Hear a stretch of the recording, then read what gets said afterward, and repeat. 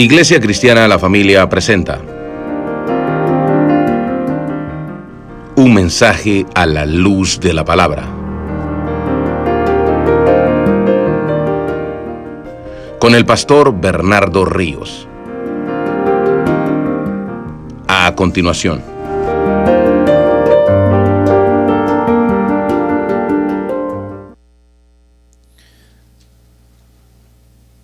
Que a veces se olvida la cartera o se olvida de repente, no hay efectivo, por lo que sea, tenemos esos otros recursos ahí también. Bueno, los que ya vamos pudiendo, hermano, abran la Biblia en Hechos 27:1, por favor, y si puede estar en pie un minutito, vamos a leer Hechos 27, verso 1, y luego vamos a orar, y vamos entonces, hermanos, a predicar este tema el día de hoy. Muy amable por estar en pie.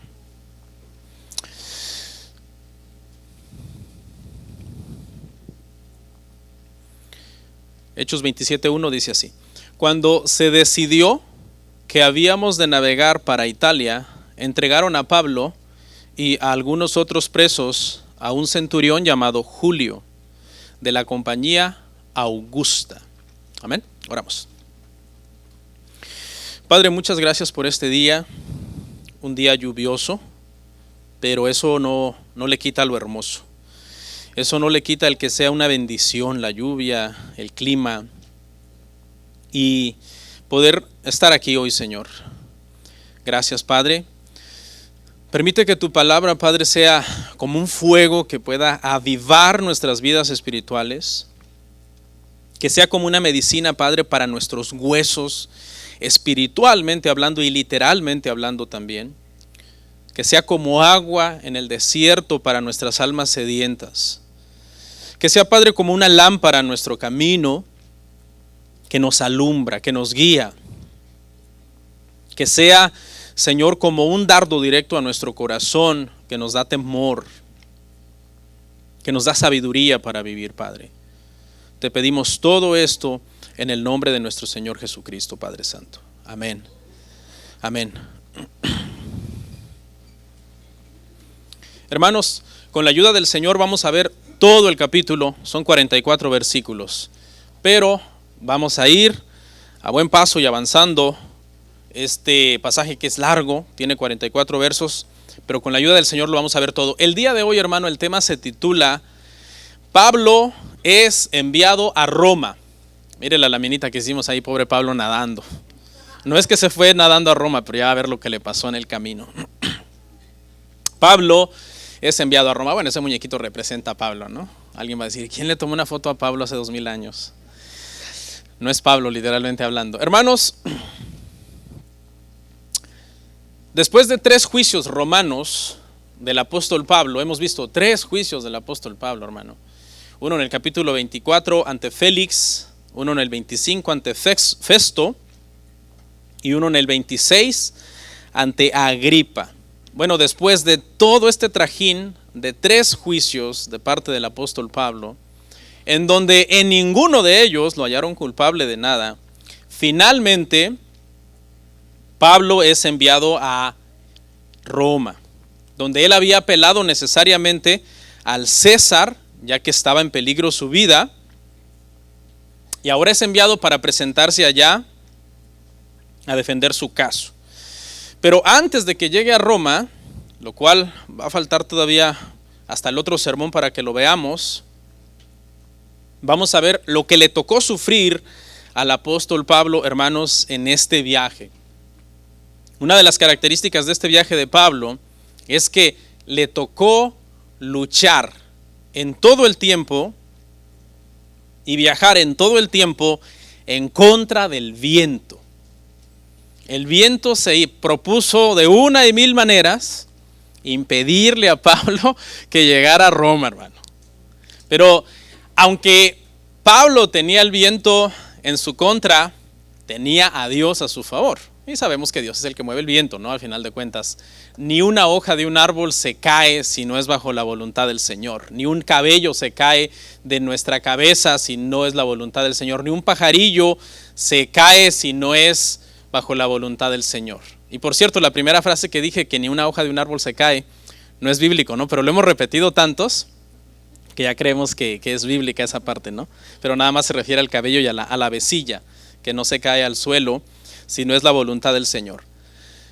Con la ayuda de Dios, hermanos, vamos a ver 3 puntos en estos 44 versículos. Punto número 1. Pablo inicia su viaje a Roma.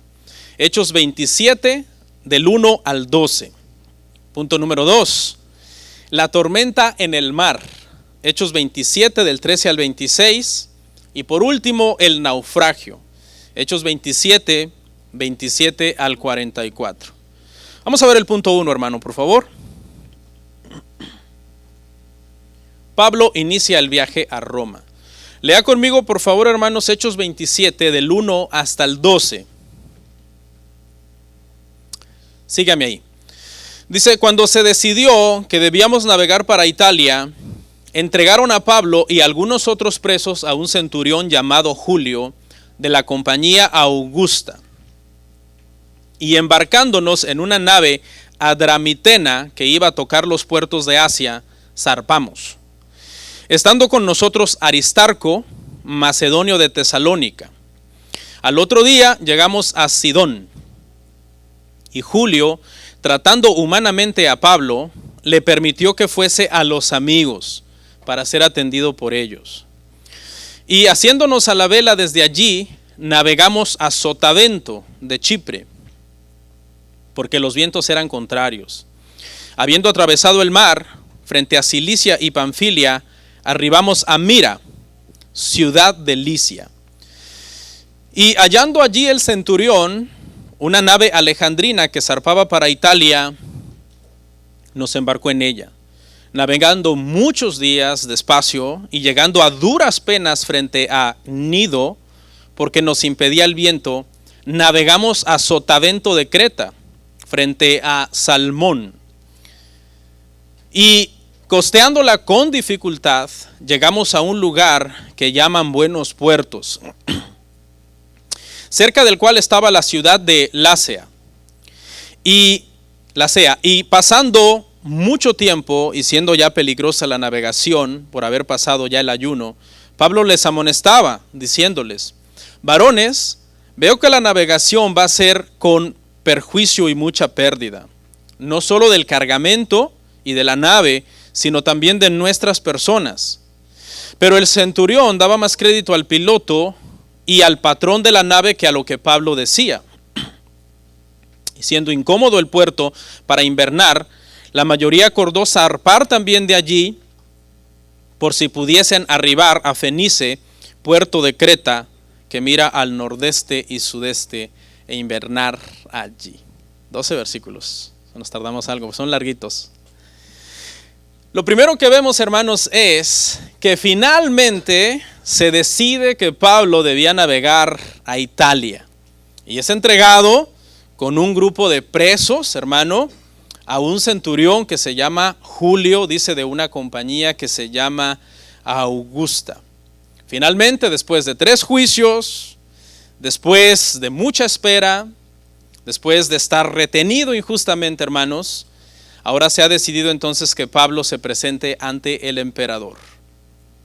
Note que la persona que está escribiendo ahora se incluye en el viaje, porque dice habíamos de navegar. Todos los 3 juicios anteriores no los está hablando el autor en primera persona, sino en tercera persona refiriéndose a Pablo. Cuando Pablo va a los juicios ante Félix, ante Festo, ante Agripa, pero ahora el escritor dice habíamos. ¿Y quién es el escritor de Hechos? Es Lucas. Lucas vuelve a entrar en escena. Parece que desde el capítulo 21, verso 18, Lucas ha estado fuera de escena. Desde aquella vez que a Pablo lo apresan, los judíos lo llevan al Sanedrín, luego cae en la cárcel. De todo ese proceso, Lucas ya no ha estado ahí con Pablo. Pero al parecer, Lucas no ha perdido para nada de vista el caso de Pablo y ha estado dando seguimiento a todo lo que ha acontecido con Pablo. Y ahora que se entera que Pablo finalmente va a ser enviado a Roma, Lucas llega y dice: yo voy a ir contigo. Y empieza a hablar entonces, incluyéndose a sí mismo, habíamos de navegar. Ahora él ya está con Pablo una vez más en este viaje que Pablo, hermanos, va a emprender. No sabemos dónde estuvo Lucas este tiempo, posiblemente se mudó a vivir a Cesarea para estar cerca, hermanos, de Pablo. Vivía por ahí en las, ¿verdad? Cerca del área y estar al pendiente de cómo iba el caso de Pablo, y ahora decide navegar con él. Y también dice que viene Aristarco, macedonio de Tesalónica. Es muy probable que Lucas acompañe a Pablo porque Lucas es su médico. De hecho, Pablo se refiere a él en Colosenses 4:10, como en Colosenses 4:10 habla de Aristarco y también habla de Lucas, pero a Lucas en un pasaje lo llama el médico amado. También era su secretario, porque entendemos que Lucas es el que escribe estos hechos, que son las cosas que le están sucediendo a Pablo. Así que de alguna manera Lucas tiene cierta obligación de estar ahí, es su médico, es su secretario, pero sin embargo, hermano, Aristarco de Macedonia al parecer lo hace por el mero placer de querer estar con el apóstol Pablo, por el puro deseo de no abandonar al apóstol Pablo. Y de hecho en Colosenses 4:10 Pablo llama a Aristarco mi compañero de prisiones. Este hombre había dicho, donde Pablo esté, si a mí me permiten estar allí, yo voy a estar con Pablo. Y lo que le toque sufrir a Pablo, me va a tocar sufrirlo a mí también.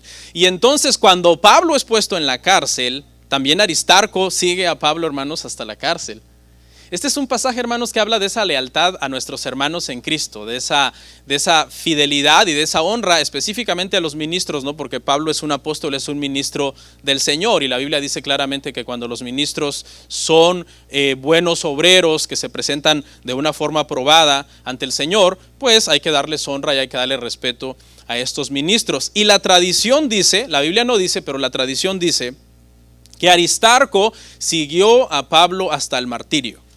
Es decir, cuando Pablo fue decapitado, según la tradición, por Nerón, también Aristarco fue decapitado juntamente con Pablo. Eso no lo dicen las Escrituras, la tradición lo enseña, pero me parece algo tan bonito de que alguien esté dispuesto a apoyar a un ministro del Señor, que ha sido probado que es un ministro del Señor, inclusive hasta el sufrimiento que este ministro pudiera llevar. No como Demas, ¿no? Que Demas, cuando vio a Pablo en la cárcel, dice que abandonó a Pablo. ¿Amando qué? Amando más el mundo.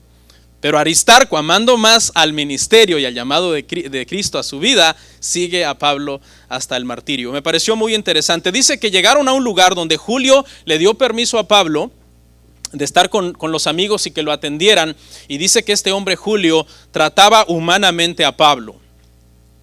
Era un centurión, no era cualquier persona. Los centuriones eran hombres muy valientes y este hombre era de muy alto rango porque dice que su compañía se llamaba Augusta, que es uno de los nombres que se le daba al emperador, el Augusto.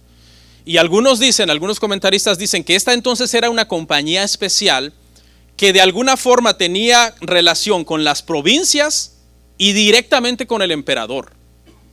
Es decir, era un centurión de tan alto rango que tenía ese privilegio de poder llegar a Roma, llevar a Pablo y presentarse delante del Augusto, delante del César, delante del emperador. Entonces no era cualquier hombre, era un hombre de un alto rango, pero además era muy humano, porque dice que trataba a Pablo humanamente.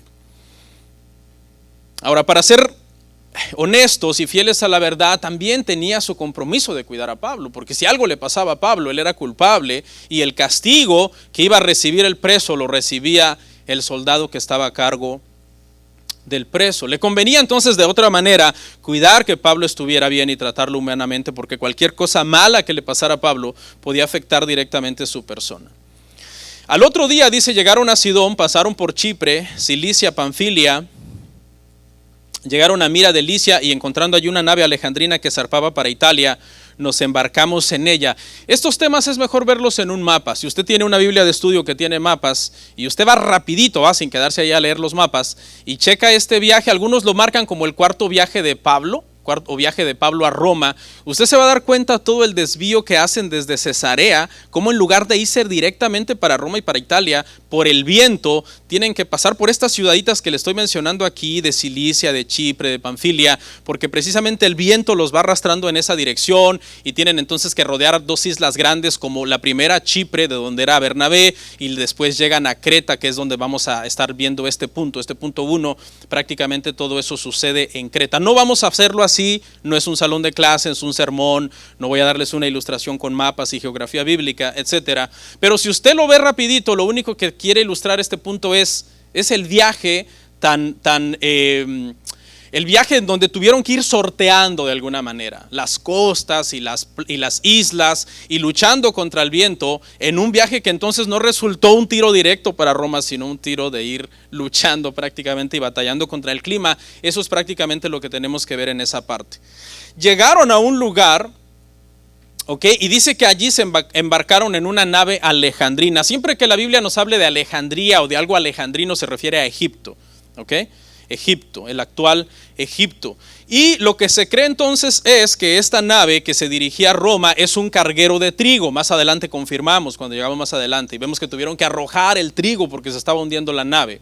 Y es que dicen los historiadores que Egipto era un proveedor por excelencia de cereales y de trigos para Roma. Entonces llegan a este lugar y ahí es donde ellos ven esta nave alejandrina que va para Roma, y ahí es donde ellos entonces se embarcan para Roma.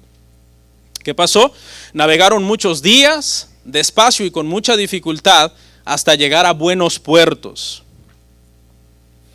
Y la navegación se iba haciendo más peligrosa por haber pasado el ayuno. Este lugar, Buenos Puertos, es un lugar de Creta.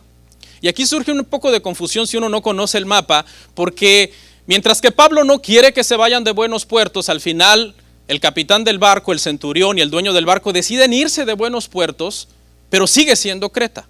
Se van a Fenice, es una isla grande, y lo único que hacen es simplemente dentro de la misma isla zarpar de un puerto que se llama Buenos Puertos a otro puerto que se llama Fenice, como para estar más de cara, prácticamente rodear la isla para estar más de cara rumbo a Roma.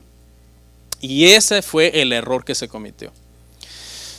Pablo lo que dice es: no nos vayamos de Buenos Puertos, quedémonos aquí. Pablo tenía mucha experiencia en el mar. Pablo no era marinero, era tejedor de tiendas y rabino y predicador, pero era un experto en el mar, porque en 2 de Corintios dice que 3 veces había naufragado. Y es decir, este no es el primer naufragio de Pablo, este es el 4º naufragio de Pablo, y Pablo era un experto en el clima. Entonces los consejos de Pablo eran muy sabios, pero lamentablemente no le hicieron caso y zarparon de Buenos Puertos y se fueron a Fenice, y ahí fue donde ya no llegaron, porque ahí fue donde entonces vamos a ver que quedaron a la deriva. Llama la atención en la mención de Pablo del ayuno. Pablo les dice: veo que esto va a tener mucha dificultad, veo que esto va a estar muy peligroso por haber pasado el ayuno. Y alguien dice: ¿qué tiene que ver el ayuno con la navegación? Todo parece indicar que el comentario está en el contexto de querer ubicar la época del año en lo que esto está sucediendo. Este ayuno al que se refiere Pablo era el Yom Kippur, al día de la expiación, que se celebraba por ahí entre septiembre, entre octubre. Y todo marinero sabía que para estos meses, septiembre, octubre, principios de noviembre, no era una temporada para navegar. Era una temporada de tormentas. Pablo dice: por cuanto ya ha pasado el ayuno, es decir, ya estamos en temporada de tormentas, yo sugiero que nos quedemos aquí donde ya llegamos. Ya habían llegado finalmente a Creta, desde Cesarea hasta Creta. Pero ese fue el problema, que a Pablo no le hicieron caso. Recuerda, hermano, que en aquel entonces las naves, los barcos, hermano, eran muy rudimentarios, no eran como son hoy. El día de hoy, hermano, las naves tienen computadoras. Por medio de las computadoras predicen el clima, predicen dónde están. Por medio de sondas electromagnéticas pueden medir la profundidad, a qué profundidad están navegando. Están en todo tiempo conectados con los puertos por medio de teléfono o internet o lo que sea. En aquel entonces, sin embargo, los barcos, hermano, eran rudimentarios, eran muy pesados, especialmente los cargueros, que llevaban toneladas y toneladas de trigo. Sus instrumentos de medición eran muy rudimentarios. Ya vamos a ver más adelante que una cuerda usaban para medir la profundidad. Entonces, imagínese todo este contexto, hermano, de un barco tan rudimentario y en medio de una tempestad.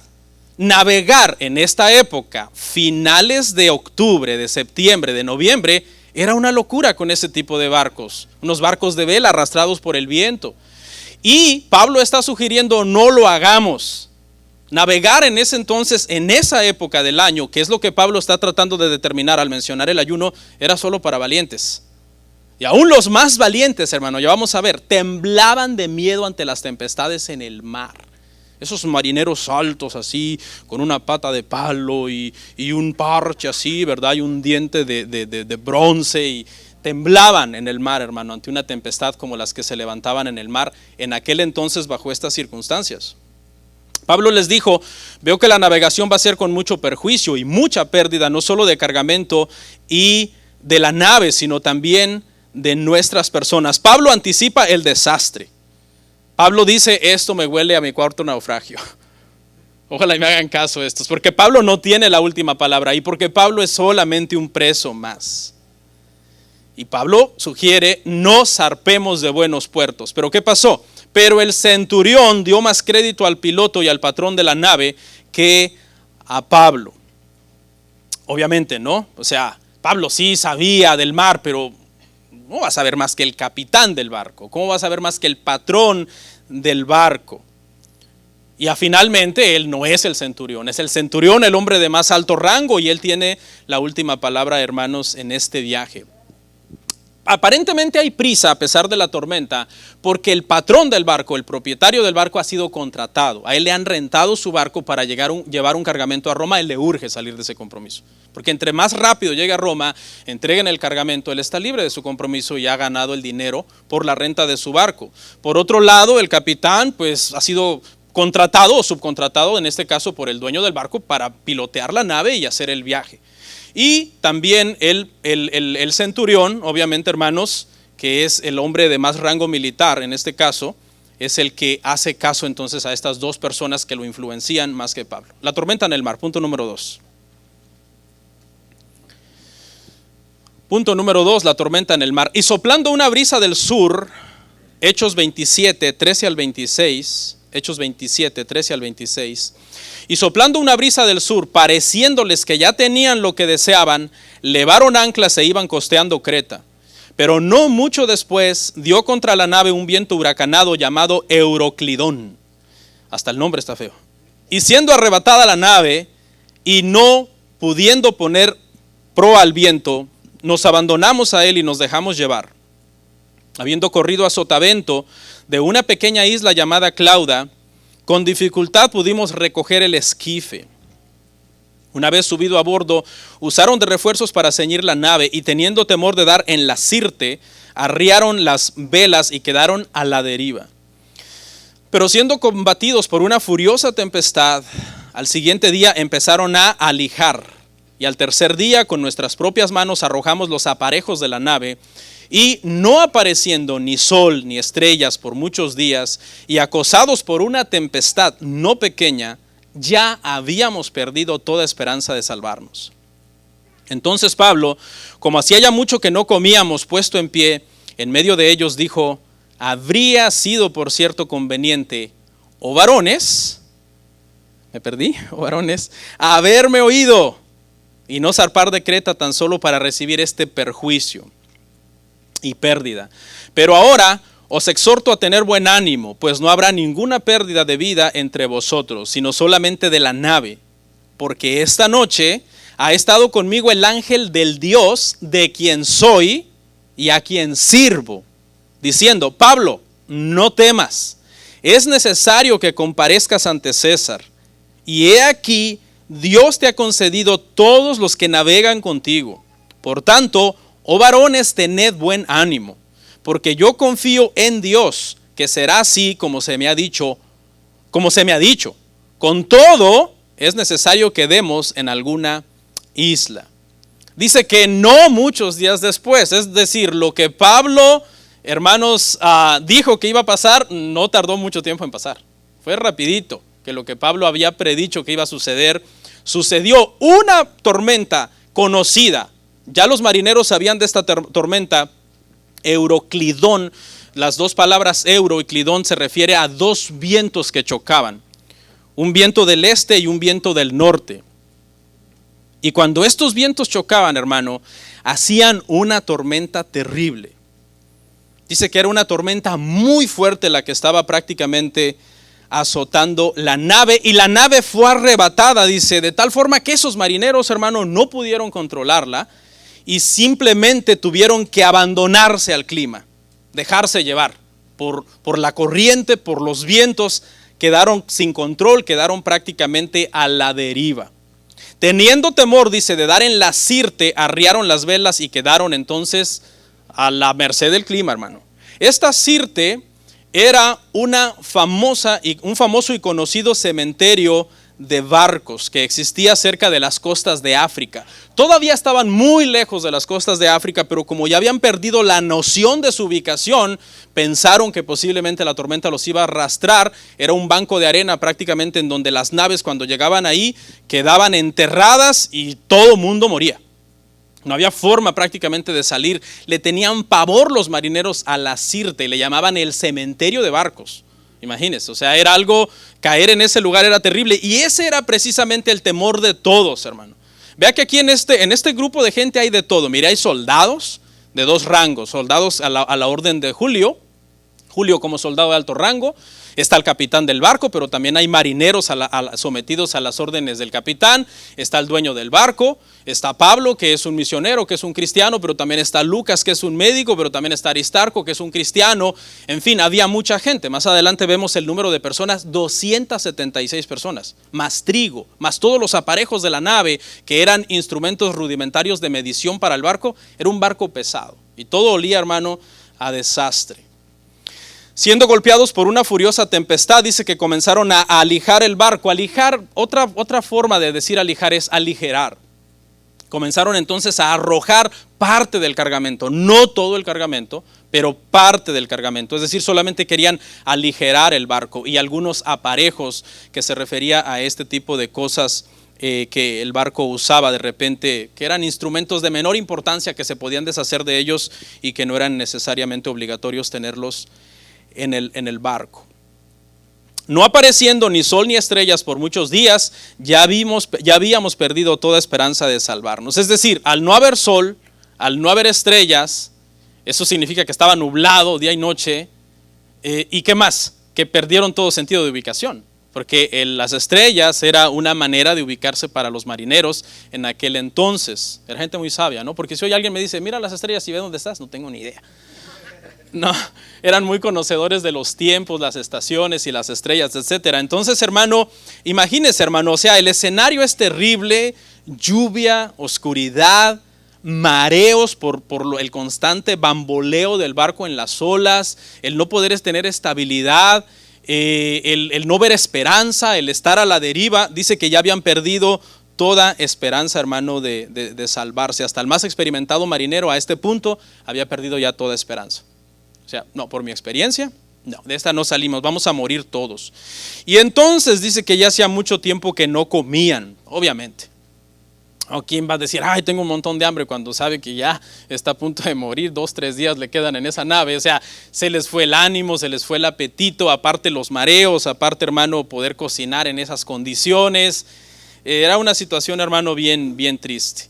Y Pablo entonces viene y pareciera como un comentario imprudente, y Pablo les dice, me hubieran hecho caso, ¿no? Pareciera un comentario un tanto imprudente, como el típico te lo dije, que lo odiamos. Cuando alguien nos dice no hagas algo y luego lo hacemos y nos sale mal, y viene y nos dice te lo dije, dice, Señor, ayúdame para que esta persona no te la mande antes de tiempo. No, porque es como un reclamo, como un reproche de te están prácticamente diciendo necedad. Al parecer Pablo no tiene ese propósito de hacerles un te lo dije, sino que Pablo lo que quiere es sentar un precedente. Yo estaba en lo correcto antes, y pongan atención, porque lo que les estoy a punto de decir estoy en lo correcto también. Ya ni modo, ya estamos aquí, pero ahora sí háganme caso. Y entonces Pablo es que les va a decir una nueva instrucción, y es esta: no se preocupen, porque esta noche el ángel de Dios, a quien sirvo y de quien soy y a quien sirvo. Note que Pablo no dice a quien sirvo, pero a quien no hago caso. No, a quien sirvo, pero es mi dueño. Yo hago todo lo que él dice. Yo soy de él y sirvo a él. Todos los cristianos deberíamos de pensar así. Yo sirvo a Dios, pero soy de Él. Él es mi amo. Él es mi dueño. Hago lo que Él me dice que haga. Ha estado conmigo, dice el ángel del Señor, y no temas porque es necesario, me dijo, no temas porque es necesario que comparezcas ante César, y se te han dado a todos los que están en la nave contigo. Mire quién queda de encargado de la nave. No el dueño, no el capitán, no el centurión, el Señor a quien le ha dado las 275 almas menos la de Pablo, es a Pablo. Te los doy a ti. O sea, es por ti prácticamente que estas personas, que todos estos que están aquí se van a salvar, porque se te han concedido a ti. En el mundo antiguo, hermano, había una especie como de mitología acerca de los naufragios. Se entendía que cuando alguien era malvado y, por ejemplo, iba a una guerra, y si el dios Poseidón, el dios del mar, se desagradaba de esa persona, les mandaba una tormenta y los mataba prácticamente en el mar, para que, ¿verdad?, no hicieran la guerra o por alguna cuestión de ese tipo. Y más o menos ese entendimiento es el que hay en este contexto de esos viajes antiguos de los tiempos de Pablo, de los primeros siglos. Nosotros vemos, hermano, que en la Biblia sí hay un caso de la ira de Dios a alguien que estaba navegando y que estaba en desobediencia, obviamente no contra Poseidón, sino del único Dios verdadero, del Señor, del creador de todas las cosas, y es Jonás. ¿Se acuerda? El Señor lo fue a perseguir al mar, pero no por obediente, sino por desobediente, porque no fue a donde el Señor lo mandó, y el Señor fue y mandó una tormenta, y al final se investigó, se dieron cuenta que era él y lo echaron por la borda, y una ballena se lo tragó y lo llevó a Nínive. Viajó en ballena primera clase a Nínive, y llegó allá, hermano, a hacer la voluntad del Señor, a final de cuentas, como el Señor quiso. En este caso Pablo no está huyendo del Señor, no está en desobediencia del Señor, y Pablo está viajando más bien a donde Dios lo quiere, más bien está obedeciendo, está yendo a donde Dios lo está mandando. Jonás estaba tratando de huir. Entonces este no es un juicio del Señor contra Pablo, ni bíblicamente, ni en el contexto histórico de lo que pensaban los griegos del dios del mar y de que perseguía a la gente y con una tormenta acababa con ellos. Claro que no. Podemos ver, hermano, aunque Dios es el Dios de la tormenta, Dios es el Dios del rayo, Dios es el Dios de la lluvia, del viento, etcétera, y nada pasa sin su voluntad. Sin embargo, todo esto es meramente circunstancial. ¿Cómo que Dios lo provoca todo, pero es meramente circunstancial? Sí, Dios lo provoca todo, pero es meramente circunstancial porque simplemente es la época de tormentas. ¿Ok? Están navegando en una época de tormentas. Entonces es normal que si tú navegas en una época de tormenta, te agarre una tormenta. Y eso es lo que le está pasando a Pablo. No es un juicio personal, ni hay algo detrás de todo esto de parte de Dios hacia Pablo, sino es algo en un sentido meramente circunstancial. ¿Se acuerda de otro personaje bíblico muy importante, hermano, que estuvo metido en las tormentas? Le voy a dar una pista: se dormía en las tormentas. ¿Quién? Cristo. La diferencia, hermano, entre Pablo y Cristo es que Pablo tuvo que soportar toda la tormenta hasta que Dios lo libró de ahí a la manera como lo vamos a ver. Pero Cristo, cuando se levantaba y la tormenta le estaba interrumpiendo el sueño, simplemente le decía al mar: calla y enmudece. Y el mar le obedecía. Qué hermoso, ¿eh? Qué impresionante.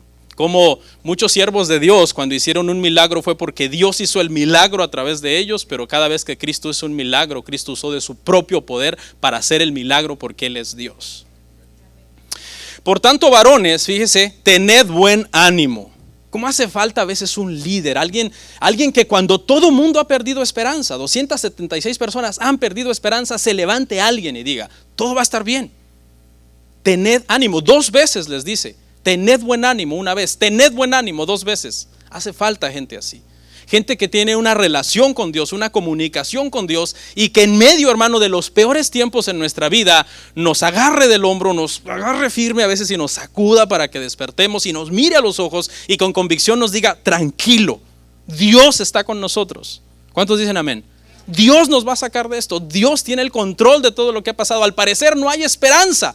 Dios me ha dicho que hay esperanza y todo va a estar bien, como dice el canto, ¿no?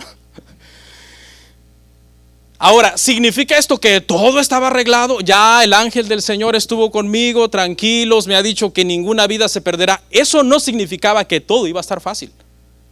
Pablo les dice: sí, pero tenemos que seguir las instrucciones del Señor. Al final todo iba a estar bien, Pero el proceso no sería fácil. Y ese proceso es el que vamos a ver en la parte que sigue. El naufragio, punto 3.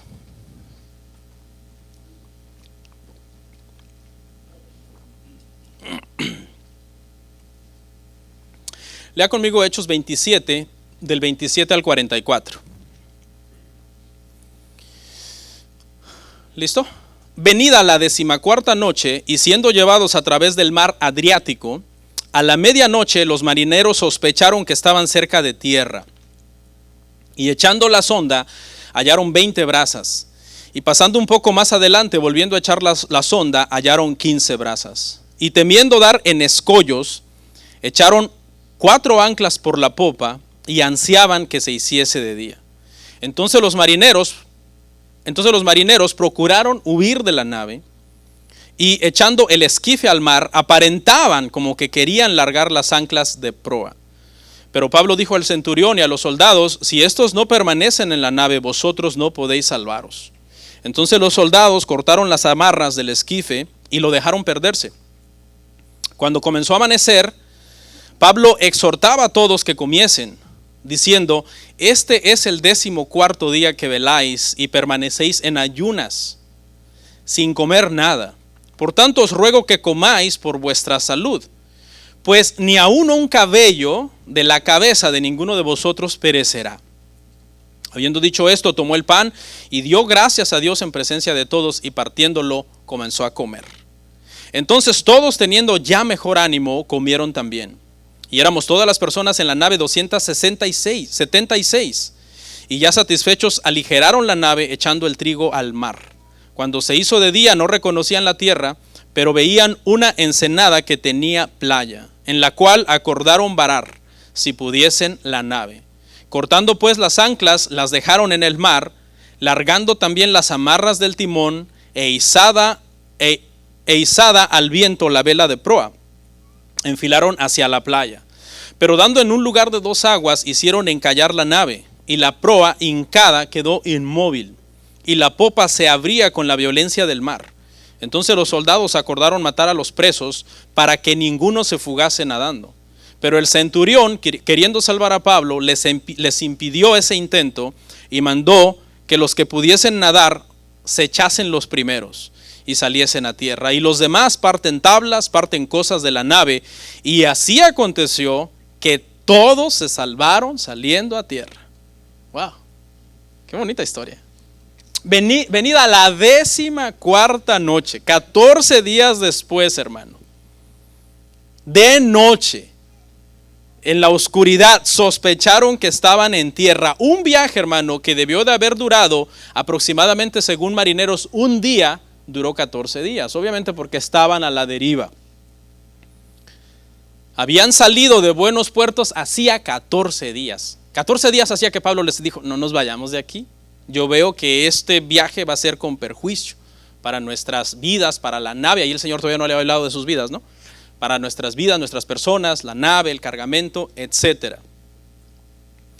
Lo que pasó aquí fue, hermanos, que a medianoche dice que ellos sospecharon que estaban cerca de tierra. Puede ser, hermano, están cerca de tierra. Todavía ellos no saben que están cerca de tierra porque está oscuro, pero como son marineros, tienen experiencia y oyen las olas chocando contra las rocas, oyen las olas chocando contra la playa, ese estruendo típico de las olas en la orilla. Y ellos sospechan, dicen, por el ruido, por lo que estamos oyendo y nuestra experiencia, estamos cerca de tierra. ¿Y qué hacen? Bueno, proceden, aparte ahora ya de lo empírico, de haberlo oído solamente con sus oídos, valga la redundancia, ok, saquemos un instrumento y midamos para confirmar nuestra sospecha. Y agarran una sonda. Una sonda era un lazo que en la punta le ponían una pesa. Algunas veces tenían nudos hechos a cierta distancia. Entonces se lanzaba la sonda, y cuando ya se sentía que llegaba a fondo, se tenía que tener cuidado de notar cuando llegaba a fondo, se hacía una marca hasta donde estaba el agua, y cuando se subía la sonda, entonces decía, ok, estamos a tanta profundidad, que la medían, en ese entonces la medían, dice aquí, quiero ver, ¿en qué? En brazas, ¿no? Como brazadas, como metros, por decirlo así, metros. Y confirmaron la sospecha, porque la primera vez que la echaron, estaban a 20 brazas, pero la segunda vez que la echan están a 15 brazas. Y eso significa que están a menos profundidad y que por tanto se están acercando a la orilla. Habían confirmado entonces sus sospechas. Dice, entonces echaron las anclas. Y lo que están tratando de hacer aquí es, no queremos alejarnos de aquí, porque ya estamos cerca de tierra. No queremos irnos y quedar otra vez a la deriva, ya estamos cerca de una playa, pero tampoco queremos que la corriente nos lleve y nos estrelle contra las rocas. Entonces, anclémonos aquí. Es de noche, no sabemos qué hay en la playa, esperamos a que amanezca y cuando amanezca entonces ya calculamos a dónde es que vamos a hacer la salida para poder llegar a la playa. Y eso es lo que hacen aquí, echan entonces anclas, ya no les importa a estas alturas quedarse varados, perder las anclas y quedarse estancados en ese lugar. Lo que no quieren es amanecer al otro día lejos de la playa. Y eso es lo que hacen. Pero fíjese lo que pasó, un grupo de marineros, hermano, intenta escapar del barco. Y esto, hermano, es curioso, porque los marineros se supone que estaban puestos ahí para proteger la tripulación, no para abandonar la tripulación. Pero dice un dicho que cuando el barco se hunde, los primeros que abandonan el barco son las ratas, ¿no? Y no me refiero a ratas en el mal sentido despectivo de ellos como personas, sino su actitud de querer abandonar inclusive a su mismo capitán y al centurión. El esquife era una especie de barco salvavidas que ellos traían, que lo habían subido ya a la nave. Cuando empezó la tormenta lo subieron para no perderlo, y ahora que lo tienen en la nave amarrado y oyen que está cerca de la playa, tiran el esquife, pero en ese barco pequeño no caben 276 personas, porque los únicos que están tratando de salvarse son ellos. Qué malos líderes, ¿no? En lugar de ayudar a los demás, dijeron, sálvese quien pueda y vámonos. Pero Pablo se da cuenta, Pablo estaba como, ¿qué están haciendo esto? Estaba oscuro, estaban actuando sospechosamente. Dice que ellos estaban pretendiendo como que estaban tratando de izar la vela o la proa, o como, vámonos, pero con cuidado, no hagan ruido, no cabemos. Pero Pablo se da cuenta, dice, no, estos se quieren escapar. Y el Señor dijo, yo los preservaré a todos, pero permanecen juntos todos. O se hunden todos o no se hunde ninguno. Y entonces Pablo le va con el chisme al centurión, el chisme santo, ¿no? Pablo, centurión, ¿qué crees? Los marineros están tratando de escapar porque se querían escapar de una manera, hermano, así, truculenta, ¿no? Y entonces el centurión da la orden a los soldados y los soldados cortan el esquife donde ellos se querían ir, cortan las cuerdas y esa cosa se pierde y los marineros ya no tienen más opción que quedarse entonces en el barco. Pero esto habla, hermano, de la desesperación que tenían estos marineros, hombres experimentados en el mar, tenían un grado de desesperación tremendo. En segundo lugar, habla de lo dañada que estaba la nave. Decían, tenemos que abandonar esto pronto, esto está al punto del desastre, a punto de hundirse, no podemos seguir aquí ni un segundo más. Entonces Pablo dijo al centurión, si estos no permanecen en la nave, vosotros tampoco podéis salvaros. Es decir, Dios ya había dado el decreto, se salvarán, pero un medio secundario para esa salvación era, pero todos tenemos que permanecer en la nave. Es decir, Dios es soberano y nosotros somos responsables. Hay cosas que Dios hace y Dios decreta y hay cosas que nosotros tenemos que obedecer y seguir. Él dice, tú evangeliza, yo salvo. Él dice, tú ora y yo hago. ¿Sí? Hay una parte que siempre nos va a tocar a nosotros. Tú esfuérzate y yo estaré contigo. Nadie te podrá hacer frente. ¿Sí o no, hermanos? Amén. ¿Por qué Pablo dice que si estos marineros abandonan el barco nadie se puede salvar? Porque al día siguiente las habilidades de los marineros iban a ayudar a toda la tribulación a salvarse. No se podían ir, por tanto. Entonces los soldados cortaron las amarras y dejaron perder el esquife. Cuando comenzó a amanecer, Pablo los exhortaba, dice, a comer, y Pablo les dice, ya son 14 días sin comer. ¿Se imagina la debilidad? ¿Cuántos han ayunado alguna vez por lo menos 3 días? No levante la mano, pero es una debilidad, hermano. Es una debilidad fuerte. El cuarto, quinto día ya no te puedes parar de la cama prácticamente así a la ligera. Te paras a la ligera, te mareas y te caes. Tienes que hacer las cosas con cuidado, caminar así. Entonces, imagínese con ese nivel de debilidad, exigirte un rendimiento físico de andar subiendo, bajando velas, echando cuerdas, bajando el esquife. Era un desgaste fuerte y por eso Pablo les dice que coman.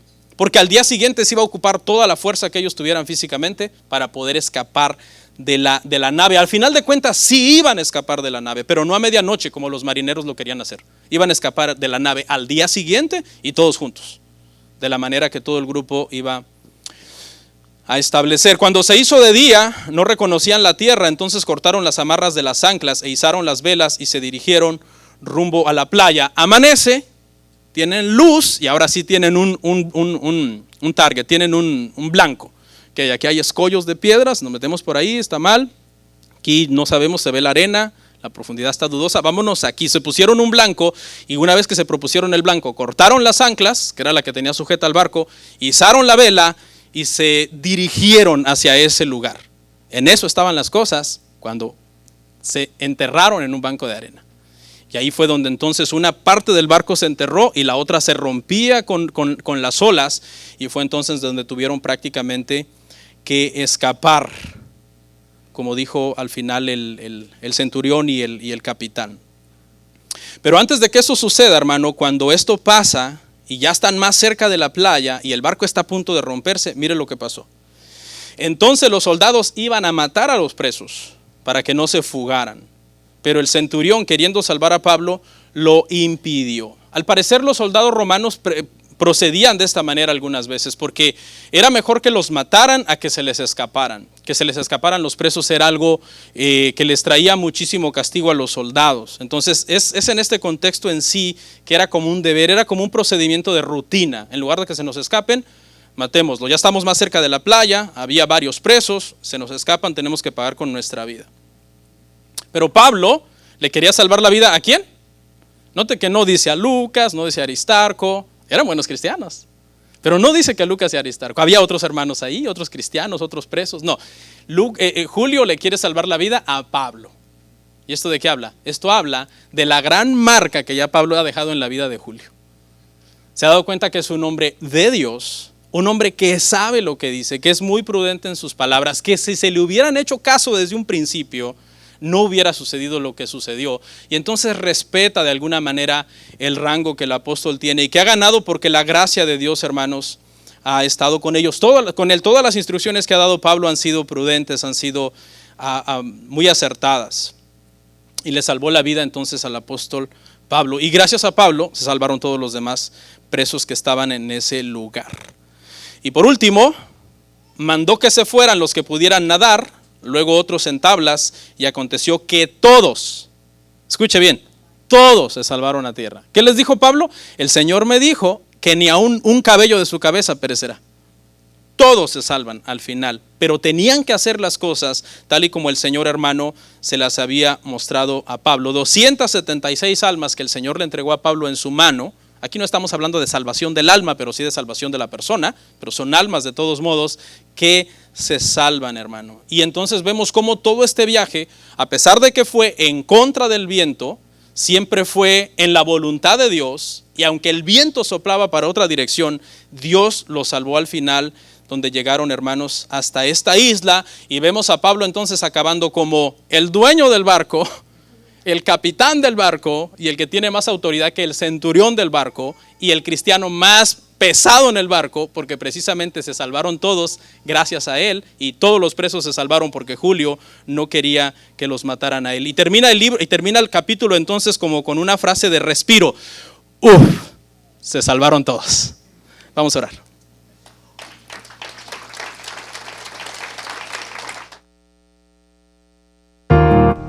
Comparte, suscríbete, dale like. Gracias por tu sintonía. Hasta la próxima. Bendiciones. Comparte,